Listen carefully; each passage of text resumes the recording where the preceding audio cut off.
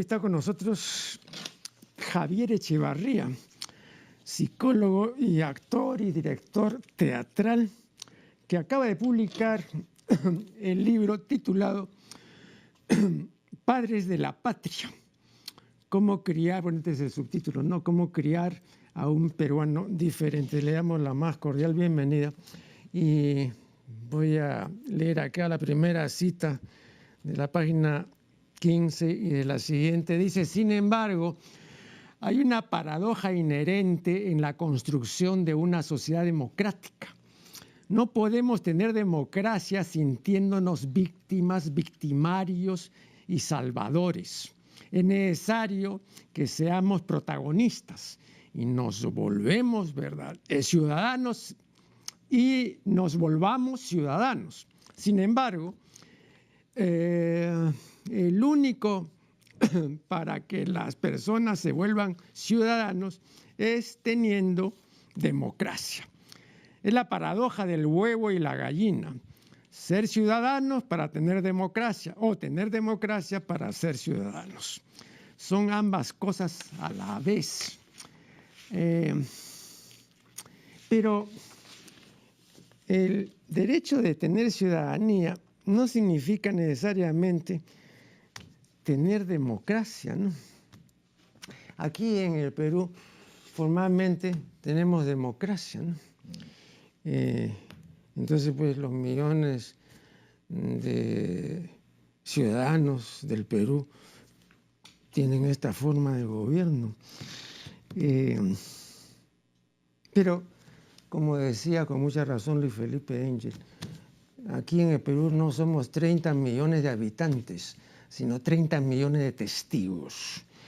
De modo que hay una diferencia importante. Quisiera una precisión mayor de este pasaje. Sí, es verdad, si utilizamos la palabra en términos formales, todos somos ciudadanos, pero si lo usamos en un sentido mucho más profundo de lo que significa ser un ciudadano, lo que significa no ser simplemente un testigo, ¿no?, un espectador, sino una persona que participe, que se siente empoderado, ¿no?, para poder hacer las cosas que quiere y que realmente son los protagonistas no solamente de su vida, sino de la transformación del Perú.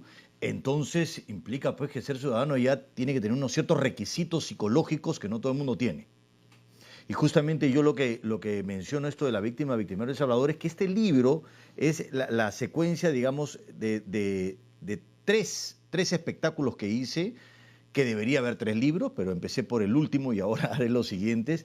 Y es el primero que tenía que ver justamente con ser protagonista de la vida, que es mi tesis de maestría, de cómo dejar esta percepción de la víctima, victimario y salvador, y lo que significa que utilizo, digamos, la palabra, ¿no?, de protagonista, porque es el que se hace cargo, ¿no?, y deja de quejarse o culpar, sino que se hace cargo y toma decisiones y está mucho más empoderado. Luego, cuando eres protagonista de tu vocación, te vuelves emprendedor, que fue el programa que vine hace 2 años, el espectáculo Se Busca Emprendedor. Y luego, cuando los protagonistas conviven entre sí, surge la democracia, que es justamente lo que tiene que ver este libro, ¿no? Y hablo de esta paradoja, porque si tú realmente tienes que sentirte empoderado, ¿no?, haciéndote cargo de tu vida y no estar con el dedito señalando que el Estado, que el otro, que todos son los responsables o los culpables y no tú, ¿no?, de lo que tienes que hacer en tu vida, para tener eso necesitas tener una democracia, pero a la vez, si no eres ciudadano, tampoco puede haber una democracia. Entonces, ¿cuál es primero, no? El huevo o la gallina. Y en realidad hablo de que son los dos, porque no hay otro camino de sentirte empoderado que dividiendo los poderes, que es parte de la esencia de la democracia, ¿no?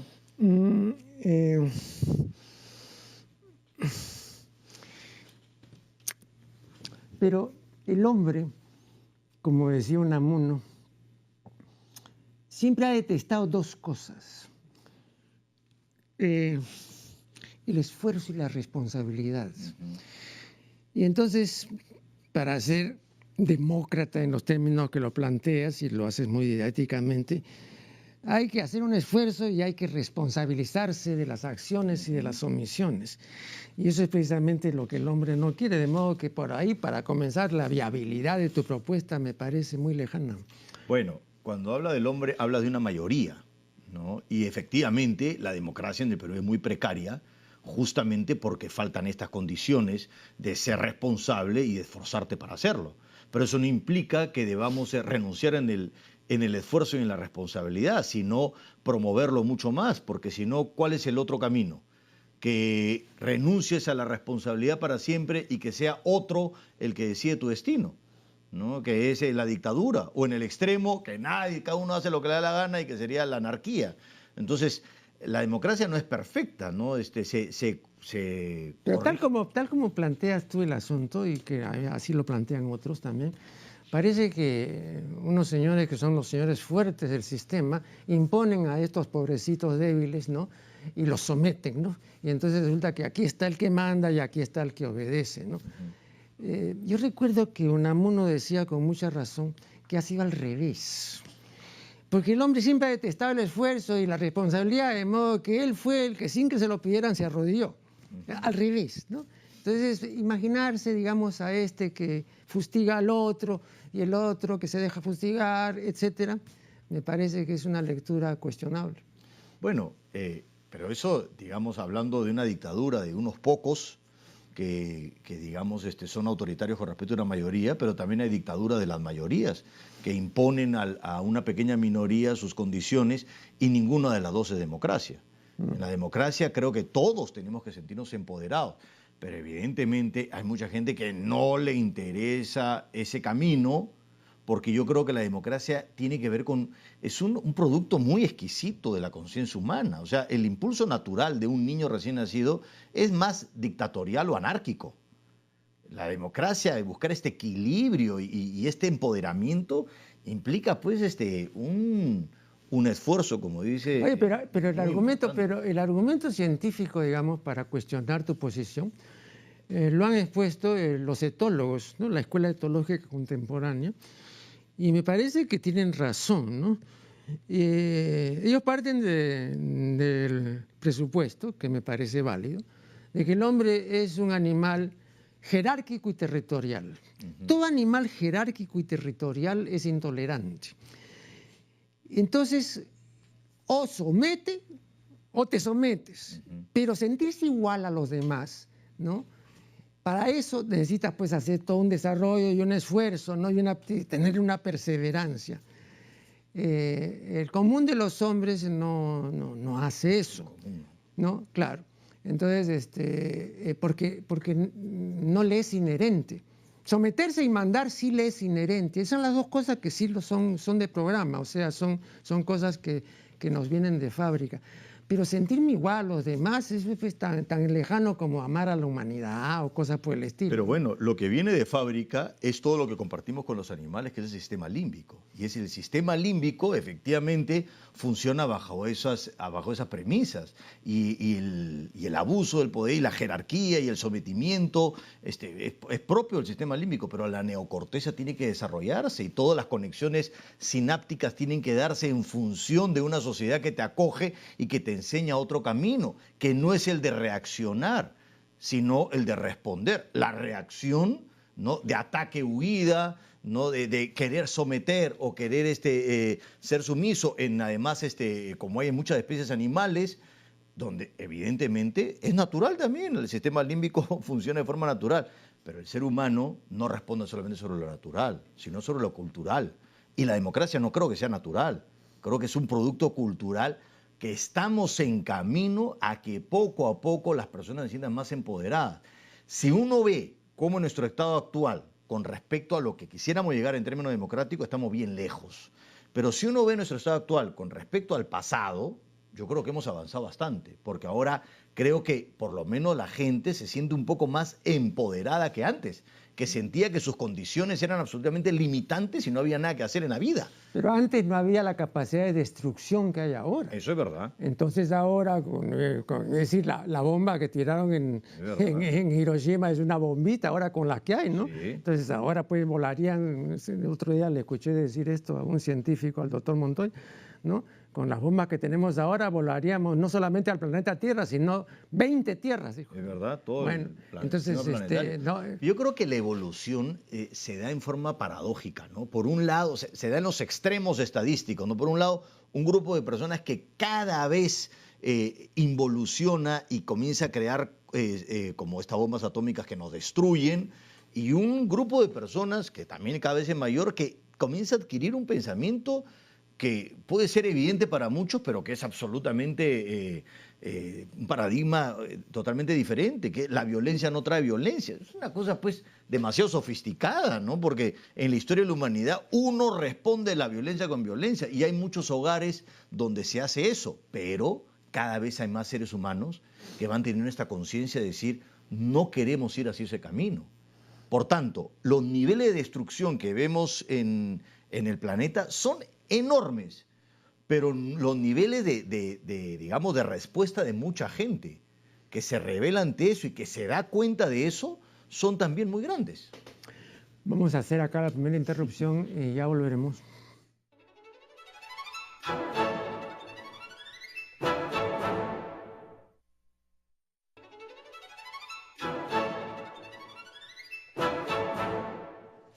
Estamos dialogando con Javier Echevarría. Aquí en la página 15, en la siguiente, bueno, esto ya lo vimos, ¿no? Aquí. Fluir en el presente, dices, puede ser muy sanador en una parte de la vida, pero el poder implica asumir responsabilidad. Y la responsabilidad es saber cuáles son tus deberes y no solo tus derechos. Pero esto yo, como decía en el intermedio, supone de parte del hombre, ¿no? Un esfuerzo, una constancia, una perseverancia, toda una duración, ¿no? Y el hombre está muy poco dispuesto a hacerlo, ¿no? Entonces, esperar que lo haga, claro que lo puede hacer eventualmente, ¿no? Pero estamos hablando pues de una mayoría significativa. La mayoría significativa no lo hace, ¿Pero ¿no? considera que eso está en aumento o en descenso, la gente que quiere asumir responsabilidades sobre su vida? Bueno, yo creo que yo siempre divido, ¿no? Que la llamada posmodernidad comenzó a mediados de la década, poco más o menos, a mediados de la década de 1980, ¿no? Ahí también estamos ya con la sociedad informática y la era digital. Bueno, esto ha traído consigo 4 ismos que han modificado y que siguen modificando toda la vida. Aparte de que introdujo lo que Vargas Llosa ha llamado la civilización del espectáculo, o sea, el imperio de la videocracia, y la lectocracia comenzó a decaer ostensiblemente, ¿no? Pero la presencia de los 4 ismos sí ha, me parece, modificado, y no para bien, no el asunto. ¿Por qué? ¿Cuáles son los 4 ismos? El inmediatismo, el fragmentarismo, el superficialismo y el facilismo. Ahora nosotros hemos delegado una cantidad importantísima de funciones en las máquinas, ¿no? En todo lo que pueden hacer las modernas técnicas digitales. Y en esa medida, digamos, dependemos cada vez más de las extensiones, como decía McLuhan, ¿no? Y en la medida en que dependamos de estas extensiones, ya no cultivamos nuestro mundo interior, ¿no? Porque toda esta época es una época, digamos, extraversa o extravertida, para usar el participio regular, no extraversa es irregular. De modo que quisiera yo algunas consideraciones. Por eso justamente, digamos, el objetivo del libro es hacer el paralelo de lo que pasa en el país y lo que pasa dentro de la casa. Y lo que yo quiero es que la gente deje de quejarse esperando que los políticos o las autoridades tienen que hacer una serie de cosas cuando tú, en tu casa, no eres responsable de ese peruano que está creciendo, que es tu hijo. ¿Y por qué no deja de quejarte y comienzas a mirar ese tipo de cosas? Y yo justamente lo que postulo es eso. Efectivamente, todos estos 4 ismos marcan lo que yo además lo uso como ejemplo, esta película del Rey León de Hakuna Matata, ¿no? Donde cada uno pues disfruta, ¿no? Te vacilas y pasa bien la vida, pero no te hace responsable por las cosas del futuro, ni toma decisiones para hacerte cargo de lo que viene después. Ya a la medida que venga ya lo veo. ¿Qué es ese facilismo, ese inmediatismo? Pero así no va a poder ser un ciudadano responsable. Es decir, en términos políticos y lo que se puede hacer, yo no sé bien, porque no soy un político, lo que tendrá que hacerse, pero dentro de una familia, por lo menos esa familia puede encargarse que ese ser humano que está siendo criado no sea criado bajo este facilismo, inmediatismo, que es como son criados ahora, donde hay a veces un exceso de engreimiento, y ese niño es muy consciente a veces de sus derechos, y son niños reyes, no niños emperadores, y no de sus deberes, ¿no? Y no asumen responsabilidades tampoco. A propósito de esto, me llamó la atención que discreparas de Pilar Sordo cuando dice que la familia nunca ha sido una democracia. Bueno, yo creo que tiene razón, pero según tú no tiene razón. Lo que pasa es que yo concuerdo con ella con la mirada que tiene de familia, no con respecto a la mirada que tiene la palabra democracia, porque mucha gente también dice que la democracia, o sea, dice argumentos como este, ¿no? No puede haber democracia porque los padres son la autoridad, como si la democracia fuera ausencia de autoridad.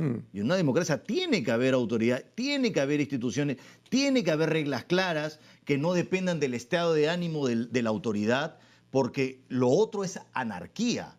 Y a lo que ella se refiere es que por exceso de democracia ahora los niños hacen lo que quieren. Pero ahí yo no veo ningún exceso de democracia. Lo que veo es que ha pasado de la dictadura de los padres a la dictadura de los hijos. Entonces mi discrepancia es con respecto al concepto que tiene de democracia, no con respecto al concepto que tiene de familia. Pero antes, yo ya tengo bastantes años porque todavía lo recuerdo, antes, por ejemplo, los niños en las familias no tenían voz ni voto. No, pues. Nosotros nos hacían almorzar en una mesa aparte, y cuando estábamos en la mesa mayor, que era para 12, no teníamos derecho, ¿no?, a la expresión libre, exacto, etcétera. Y cuando uno pues trataba de averiguar por qué, ¿no? Porque no tiene nada que decir, ¿no? Porque no, pues, ¿no? Yo mucho después, a propósito, quiero yo recordarte aquí algo. Yo mucho después he pensado que de repente era así, ¿no? Cuando leí el libro rojo de Mao Zedong, ¿no?, que reúne los principales pensamientos de este famoso líder chino. Y en la página 248 hay un pensamiento que dice: el que no ha estudiado ni investigado una cosa no tiene derecho a hablar. Bueno, yo siempre he dicho que estoy absolutamente de acuerdo con Mao Zedong. Quiero saber si el señor Javier Echevarría lo está. Bueno, si tienes tú que opinar o decir algo sobre un tema donde implique que seas experto en eso... No, experto no, pero por lo menos que estés enterado, ¿no? Pero cuando se trata de hablar de tus emociones o de cómo tú te sientes, o sea, creo que tienes derecho a tener voz y reconocer tu voz. Solamente puedes conocer tu voz en la medida que sale tu voz, porque si no, vas a tener solamente voces externas para poder decir lo que tú piensas, lo que tú sientes. Y claro, si vas a opinar sobre un tema como la política o lo que fuera, que aquí todas las personas opinan, ¿no? O sea, se decide hacer una carretera y la gente, sin haber estudiado y sin ser ingeniero, dice: a mí no me parece, debería ser por allá, debería ser por acá. Y claro, derecho a decirlo, que lo diga, pero no tiene voto sobre eso, ¿no? Porque no tiene ningún tipo de responsabilidad, porque no es el experto en eso o no está enterado con respecto al tema. Pero ¿cómo tú vas a enterarte de un tema si no verbalizas? ¿Cómo el niño va a desarrollar su pensamiento si no verbaliza? ¿Cómo el niño no va a contrastar lo que él piensa con las otras opiniones si no lo verbaliza? Si su opinión es una opinión que tiene algún tipo de validez, si es sólida o no, solamente lo puede hacer verbalizando. La persona no va a estar callada y solamente cuando ya lo que tiene que decir corresponde al área que tiene que saber, ahí recién va a hablar. Así nunca va a hablar. El niño necesita hablar y necesita en una familia reconciliarse con la discrepancia. Si uno no está de acuerdo, pues dialogar, y así el chico aprenderá a argumentar, que eso puede ser parte de un camino democrático argumentar lo que tú piensas para que pueda desarrollarse cada vez más su pensamiento. No es a través del silencio o el callarse. Pero según ese criterio, entonces tú dirías que, por ejemplo, las mujeres anteriores a la promulgación del voto femenino no eran mejores, al contrario, eran peores que las que después tuvieron el voto, cosa que es absolutamente falsa, ¿no? El hecho de que no hayan podido expresarse o el hecho de que en la casa eran una presencia secundaria, aunque en el fondo eran la reina del hogar, ¿no? Aunque no se decía.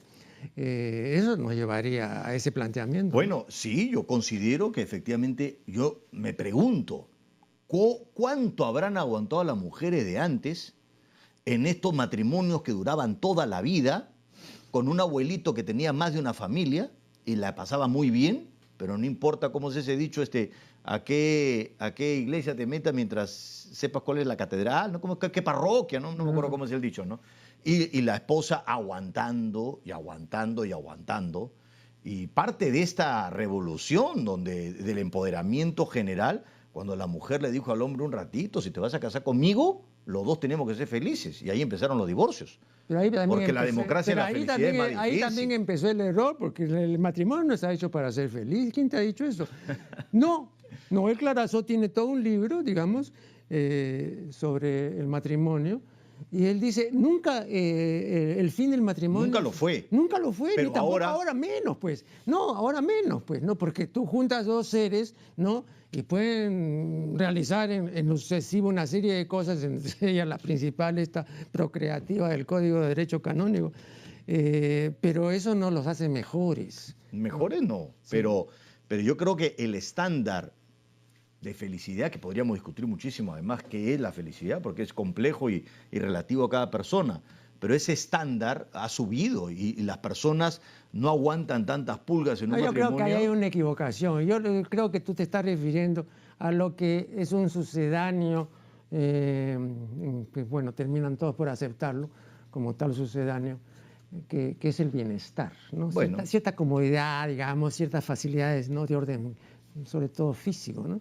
Pero de ahí pues a la felicidad, ahí ¿no? Pero la felicidad tampoco es sinónimo de alegría, de estar todo el tiempo en estado de éxtasis, ¿no? Pero un nivel de bienestar, un nivel de satisfacción, por lo menos que sientas que el vínculo y la familia es medianamente sana. Porque o lo suficientemente sana, que la mayoría de las familias no lo son, ¿no? Uno de los personajes de Rousseau, no recuerdo exactamente, es una mujer, y le confiesa a una amiga, le dice, hoy hace ya como una semana que soy feliz y la verdad es que me aburro de tanta felicidad. Goethe decía, porque eso le pregunta a Eckermann en las famosas conversaciones, cuánto tiempo en su ya larga existencia, más de 80 años, ha sido feliz. Y él hace un recuento bien interesante y más o menos, según ese recuento, había sido feliz 4 semanas. Entonces imagínate, pues, un hombre de 80 años que 4 semanas, digamos, ¿no? Feliz. Es una desproporción absolutamente abismal, ¿no? Pero vamos a hacer acá un nuevo interregno para ya volver.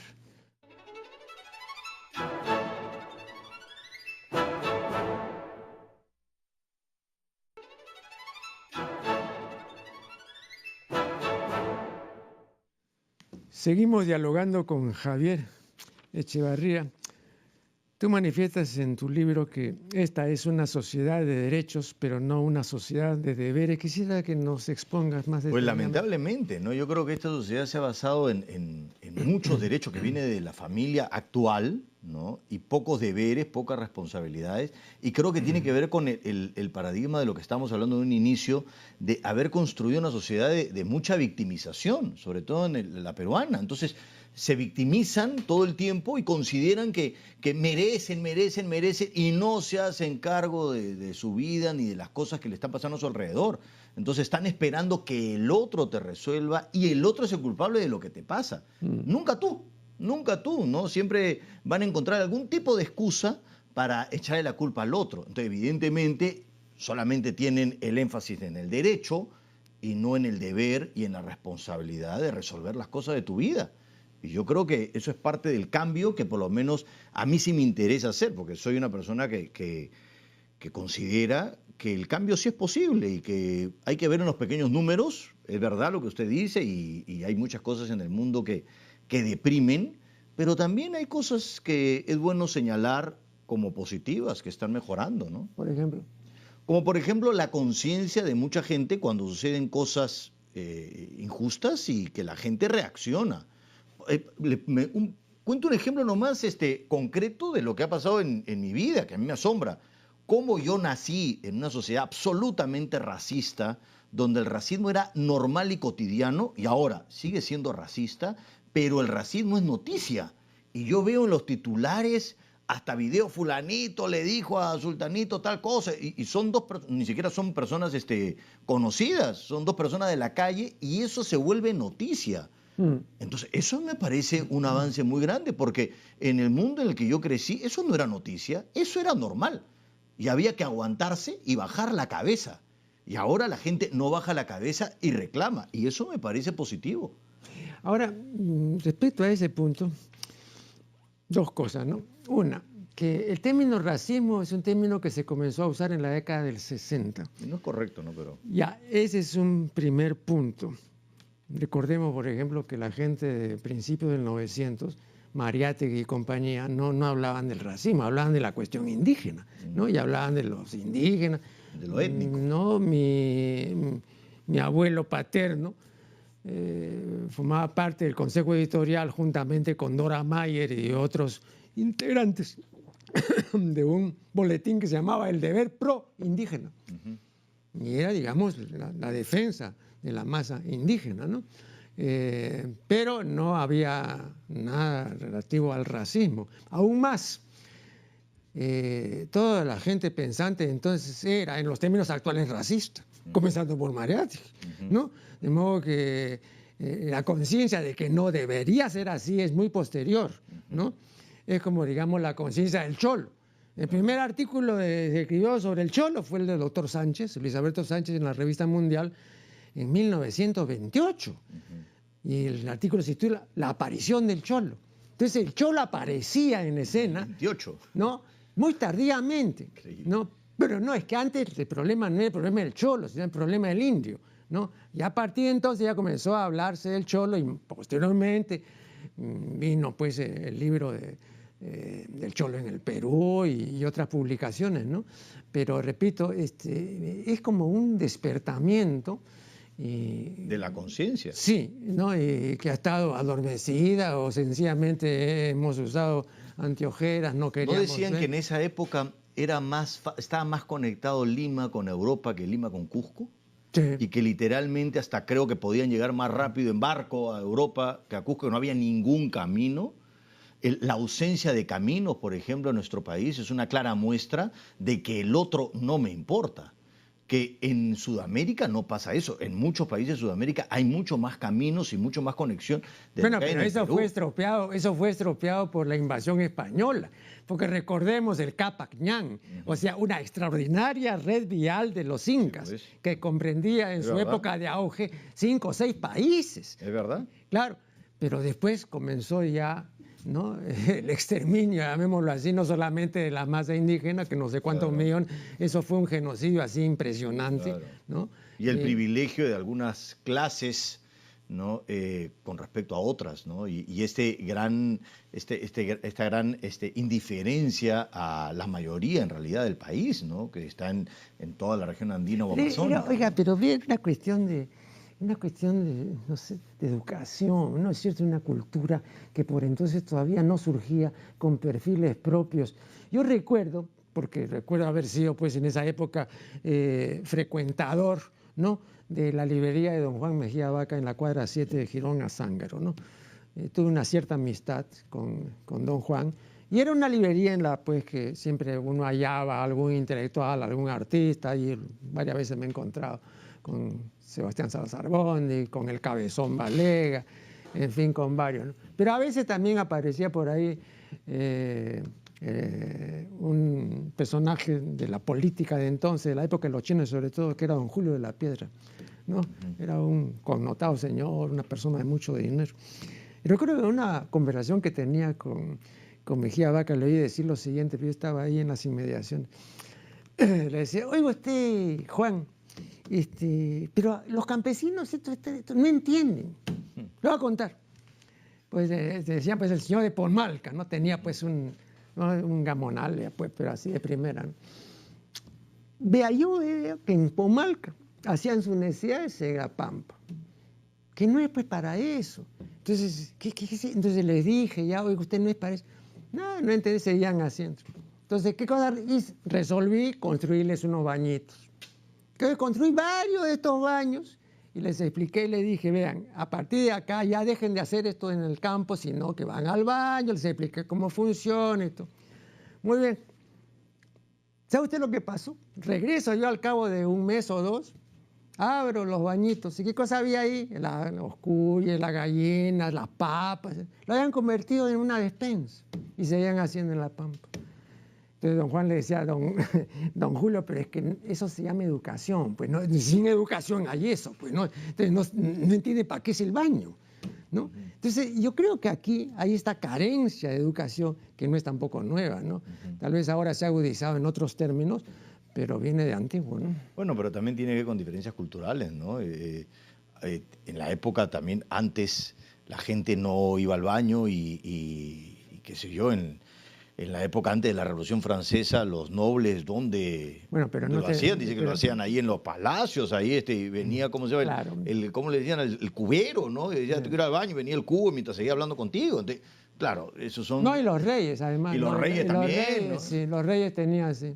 Pero son diferencias culturales y, claro, aquí, ya en la época, pues, de la conquista, no hubo pues un buen matrimonio de las dos culturas, hubo una imposición y eso ha durado mucho tiempo, hasta ahora, ¿no? Que se ha este sincretismo cultural, pero sobre la base de eso pues hay una serie de comportamientos que también pues no están del todo alineados, entonces de repente eso también pasaba, ¿no? La gente del campo de repente no veía la necesidad del uso del baño porque es un tema cultural, ¿no? Claro, pero claro, eso además habría supuesto una labor no de un sector, sino una labor mucho más general para que comprendiera pues a un sector importante, ¿no? Claro. Porque ¿de qué valdría pues explicarle a una familia o a dos o a 10? Lógico. ¿No? Imagínense, la sierra es enorme, ¿no? Y entonces son prácticas, pero yo digo, son prácticas ancestrales, ¿no? Sí, pues. Evidentemente, ¿no? Bueno, yo quisiera volver a la cuestión esta de los sismos, porque hasta donde yo puedo prever, digamos, lo que vendrá en lo futuro, aquí ya no hay vuelta de hoja. O sea, nos guste o no nos guste, como dicen en inglés, esto ha venido para quedarse, ¿no? ¿Y qué posibilidades hay de modificación en esta era informática y digital? Yo no veo posibilidades para el ciudadano común y corriente, ¿no? Sino una mayor dependencia. Y en esa mayor dependencia, una mayor extraversión por la multiplicación de estímulos y un empobrecimiento del fuero íntimo. Entonces ahora, como le decía yo a un psiquiatra que estaba sentado ahí donde estás, le decía, ahora tus pacientes deben de ser menos interesantes que antes, porque tienen menos cosas dentro. Y me decía, efectivamente sí, se han empobrecido. Incluso en sus conflictos. Ahora los conflictos son conflictos muy pobres, ¿no? ¿Por qué? Por esta situación, pero es una situación cultural, ¿no? Sí, es difícil, ¿no? Porque efectivamente todo tiende hacia afuera. Y yo cuando, por ejemplo, hago talleres de orientación vocacional, en donde si quieres conocer tu vocación tienes que mirar adentro. Claro. A veces no están acostumbrados y están esperando que yo les dé la respuesta. Y yo lo que hago es llenarlo de preguntas, ¿no? Para que justamente se metan mucho más adentro. Pero la vía existe, solo que no está la costumbre para poder acceder a ese canal. Y también yo no sé qué cosa pasará con el futuro con respecto a toda esta tecnología que nos ha llevado también a muchos de estos sismos, pero a veces me sorprende cuando los niños son los que corrigen a los padres y le dicen, deja el celular y juega conmigo. Y también suceden ese tipo de cosas. Pero también son niños pues concientizados, ¿será? ¿No? Porque no creo que sea espontáneo. Y yo creo que yo pienso que el despertar de la conciencia se da a muchos niveles y siempre me gusta ver los pequeños números de las estadísticas, porque ahí es donde uno ve el pronóstico. Si uno ve los grandes números, evidentemente eso te lleva al precipicio y te deprime. Pero cuando uno ve los pequeños números, uno dice, de repente aquí viene una ola diferente de un cambio. Y prefiero aferrarme a eso, ¿no? Porque, digamos, tengo pensado vivir mucho tiempo más como para estar deprimido. Bien, vamos a hacer acá el último corte y ya regresaremos.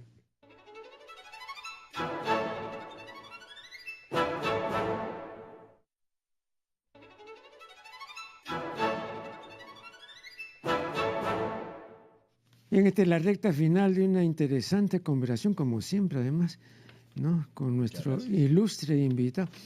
Acá tú dices que poder externo es la capacidad de decisión y gobierno sobre otras personas, y el poder interno es la capacidad de decisión y gobierno sobre nuestra propia vida. Dicen que los verdaderos líderes primero están conectados con su poder interno y luego asumen un poder externo. Si saben gobernar su propia vida, podrán hacerlo con otras vidas.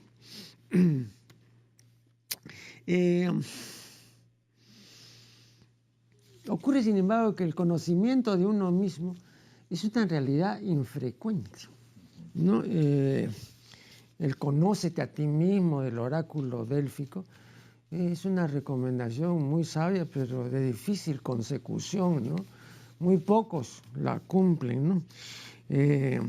Porque, y esto me parece que los etólogos tienen razón, ¿no? Para conocer bien a los demás, dice la etología moderna, hay que conocerse bien primero uno mismo. Y aunque nuestro recorrido evolutivo es corto, ¿no?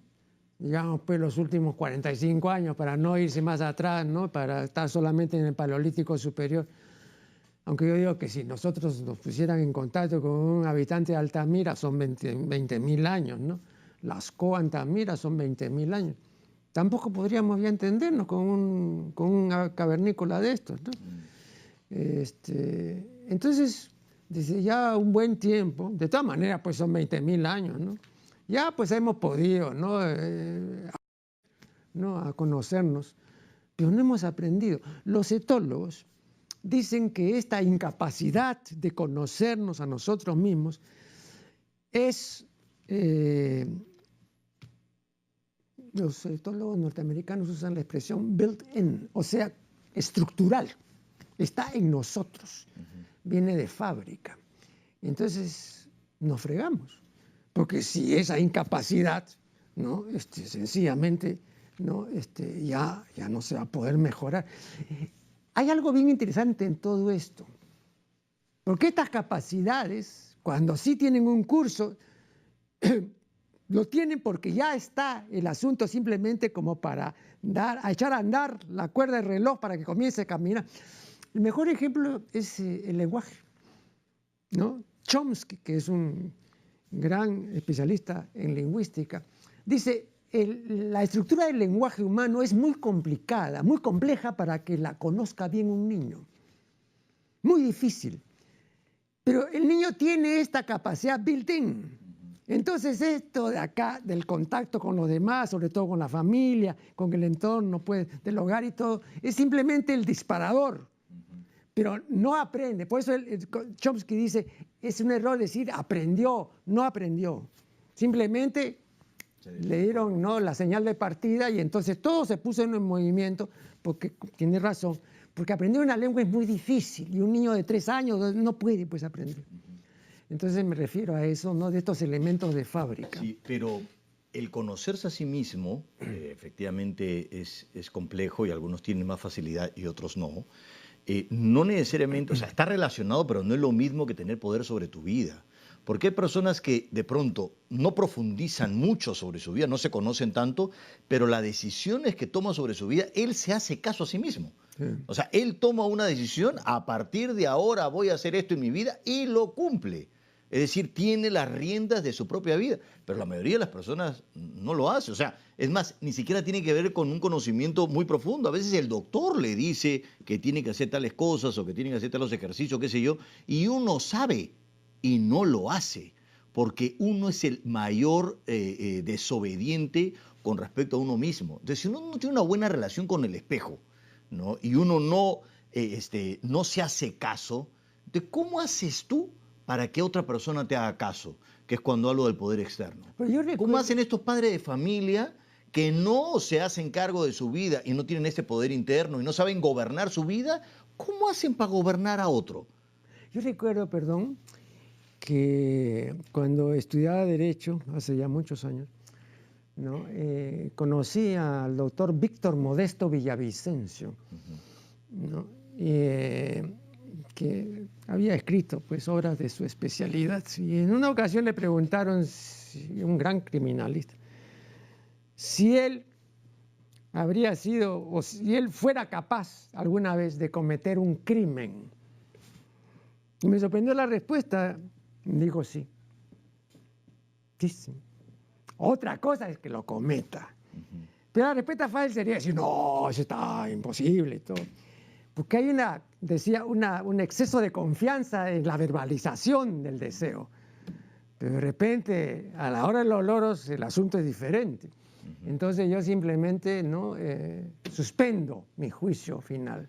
Bueno, el control de impulso que se adquiere, yo también en el libro lo desarrollo, se adquiere en el control de esfínteres, porque es la primera decisión donde tienes que decidir o me controlo y espero el momento adecuado para ir al baño, botar lo que no sirve, limpiarme y luego seguir vinculándome, o me sigo embarrando.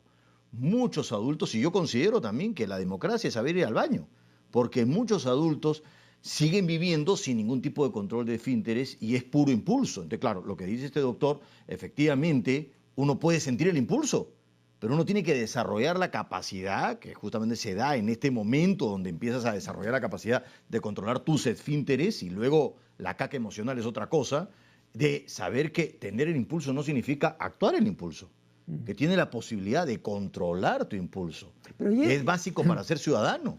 Llevando esto bastante ausente, por supuesto. Llevando esto a los medios de comunicación. No, olvídate, es un baño público. Ya, pero yo voy a lo siguiente, ¿no?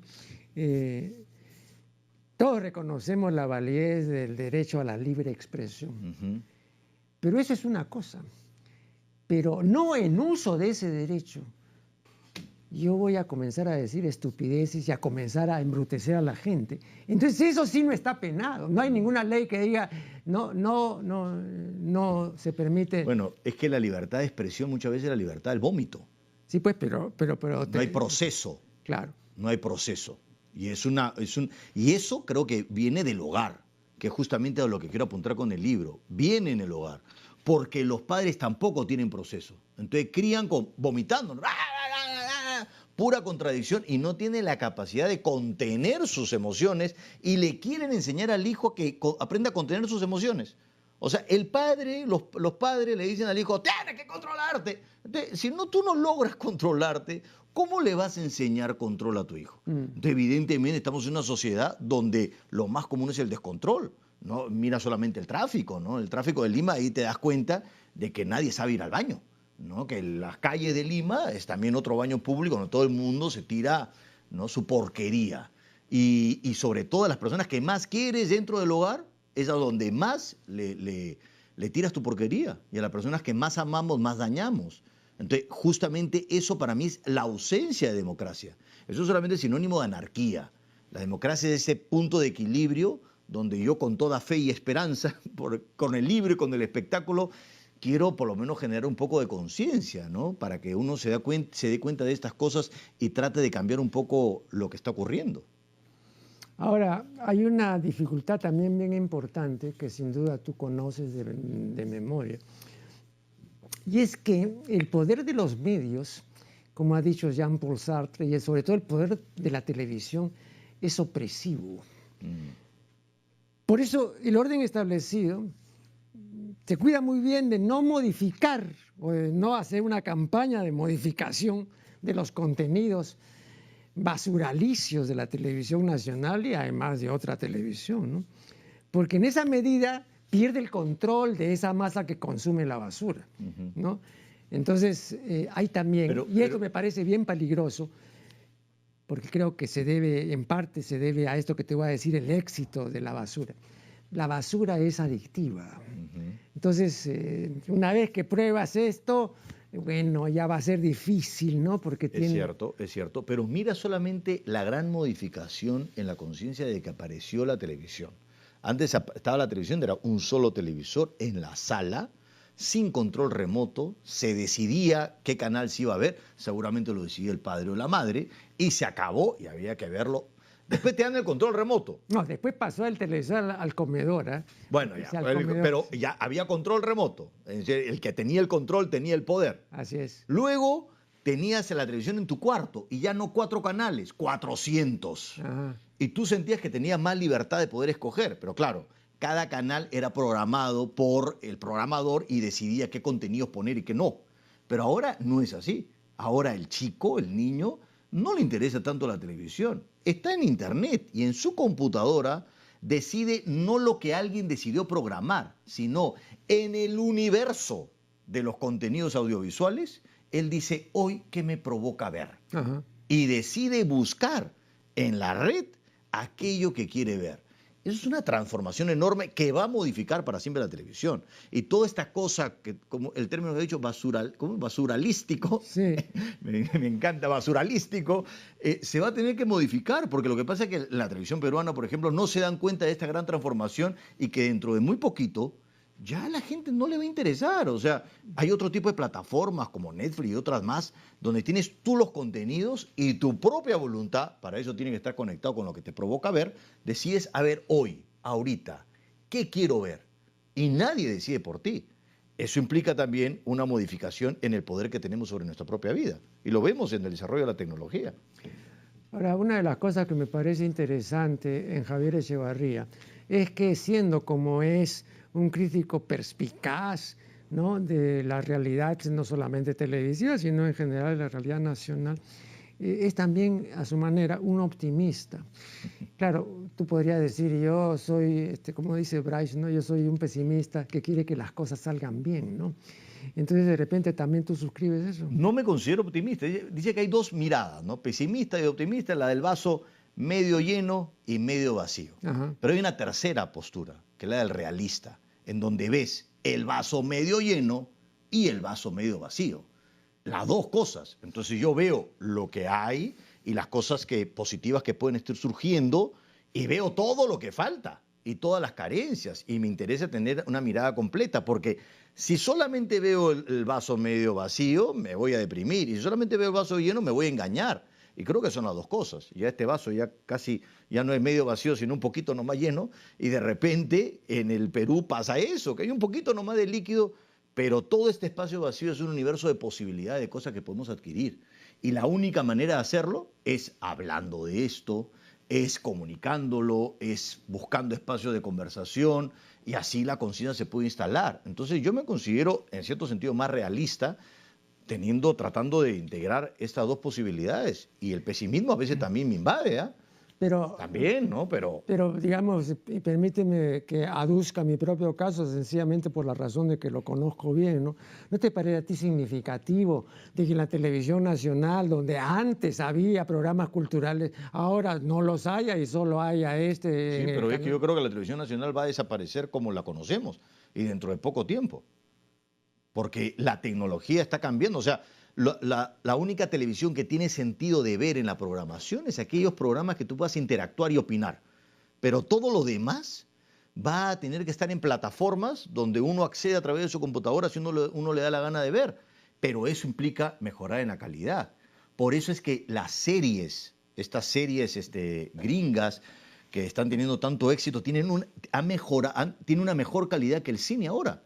Porque la persona puede decidir a la hora que quiera darse el tiempo para ver eso. Y ya no es a la hora que te programa la televisión mientras estás comiendo tu comida. Puedes dedicar 1 hora a verlo. Y mira, el fanatismo que hay con respecto a las series, y son bien complejas y bien profundas. Eso está bien lejos de cómo está la televisión peruana. Por eso que yo creo que está dirigida a un colapso de una transformación y no se dan cuenta de eso. Bien, ojalá que se cumpla tu vaticinio. Muchísimas gracias a Javier Echevarría por su valiosa colaboración en este programa y con ustedes será hasta el programa siguiente.